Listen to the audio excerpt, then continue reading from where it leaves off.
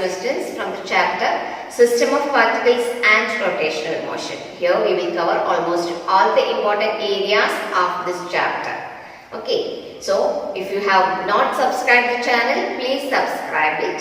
And if you have any comments, please comment. Can we move to the question? The first question is, two particles which are initially at rest move towards each other under the action of their internal attraction. If their speeds are v and 2v at any instant, then the speed of the center of mass of the system will be, the options are A 2v, B 1.5v, C 0 and D v. Which one will be the correct answer? Here we have two particles and initially both of them were at rest. Okay, after that they have started to move only because of the internal attraction. Okay, because we are not giving any external force and their speeds are given as v and 2v. Then in such a condition, what will be the speed of the center of mass of the system? So that is the question. So which one will be the correct answer? Here the external force is 0, right? So what will be the position of the center of mass? That will be remaining at rest only, right? So the answer will be 0. So there will be no speed because that will be at rest only. So the option C is the correct answer. Now the second one is, the dimension of angular momentum is, the options are A m l t raised to minus 2, B m l square t raised to minus 1, C m l square t raised to minus 2, D m l square t. Okay, which one will be the correct option? Here how we can find the dimension of angular momentum? We know that the unit of angular momentum is kilogram meter square per second. So how we can write the dimension? Yes, for kilogram the dimension will be m, right, because that is the unit of mass. Then what about m square? Meter square means that is the unit of length. So we can write it as L square, and by second, right, so that is the unit of time. So t raised to minus 1. The answer is m l square t raised to minus 1. So option B is the correct answer. The next question is, the angular momentum of a system of particles is conserved when, the options are A, no external force acts upon the system, B, no external torque acts upon the system, C, no external impulse acts upon the system, and D, the axis of rotation remains the same. Here we have to find the answer for the angular momentum of a system of particles is conserved when the angular momentum will be constant. So which one will be the correct answer? Yes, we know that if total external torque on a system of particle is 0, then the total angular momentum will be conserved, right? So which one is the correct answer?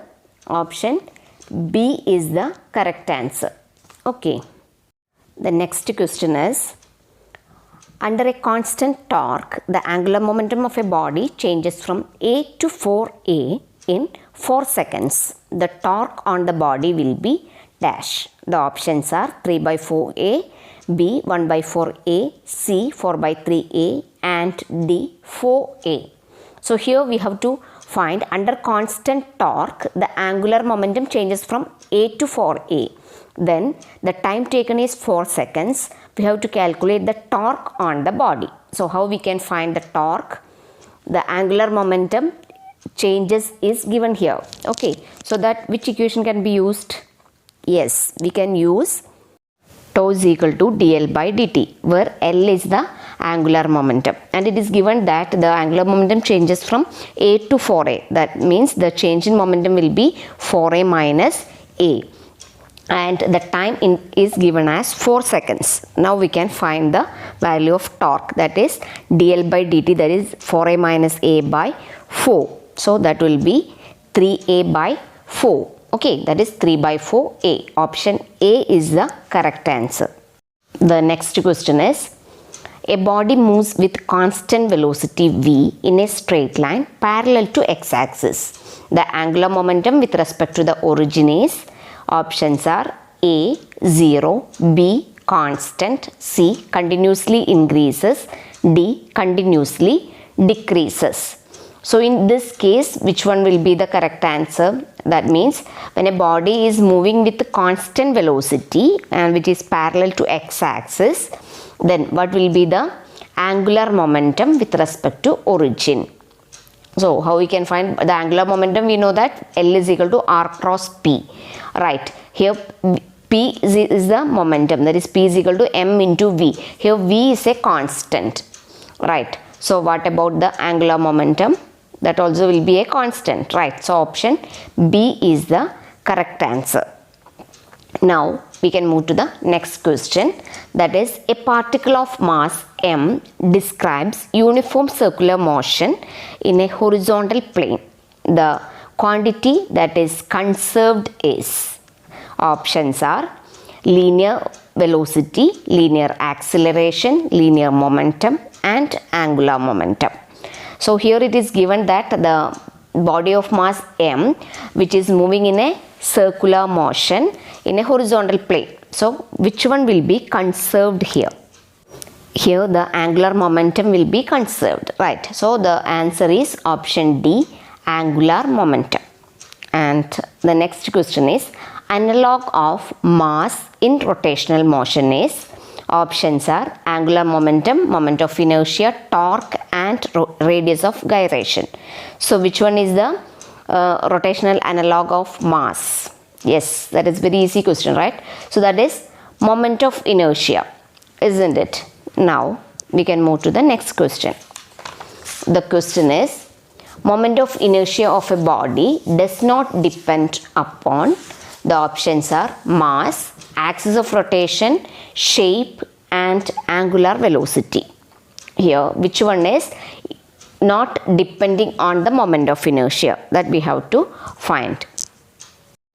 The next question is, moment of inertia of a body does not depend upon, the options are mass, axis of rotation, shape and angular velocity. Okay, how we can find the factor? That is, the equation for finding moment of inertia is I is equal to mr square. Okay, now it is easy to find, right? So which one is not depending? Here the angular velocity, that term is not there in that equation, right? So angular velocity is the answer, option D. Now we can move to the next question. The radius of gyration of a solid cylinder of mass m and radius r about its own axis is, options are r by 2, r by 3, r by root 2 and r by root 3. Okay, so here we have to find the radius of gyration of a solid cylinder which has a mass m and radius r. We know that the radius of gyration is given as k is equal to root of I by m. Right. Here it is given that it is a solid cylinder. So what will be the moment of inertia I? Yes, that is mr square by 2. So we can substitute for I. So what we will get, k is equal to root of mr square by 2 divided by m. Right. So that will be r square by 2. So that we can write it as k is equal to r by root 2. So which one is the correct answer? Yes, that is C, that is r by root 2 is the correct answer. Now we can move to the next question. The question is, one circular ring and one circular disc both have the same mass and radius. The ratio of their moments of inertia about their axis passing through their centers and perpendicular to their planes will be, the options are 1:1, 2:1, 1:2 and 4:1. So here we have to find the ratio of moments of inertia of circular ring and circular disc. So what about the moment of inertia of circular ring? Yes, it is mr square, right? And the disc is having moment of inertia mr square by 2. Now we have to just take the ratio, that will be I ring by I disc, that will be equal to mr square by 2. So how we can write? That will be 2:1. That is option B is the correct answer. We can conclude the video. If you like my video, please like, share and subscribe. Thanks for watching.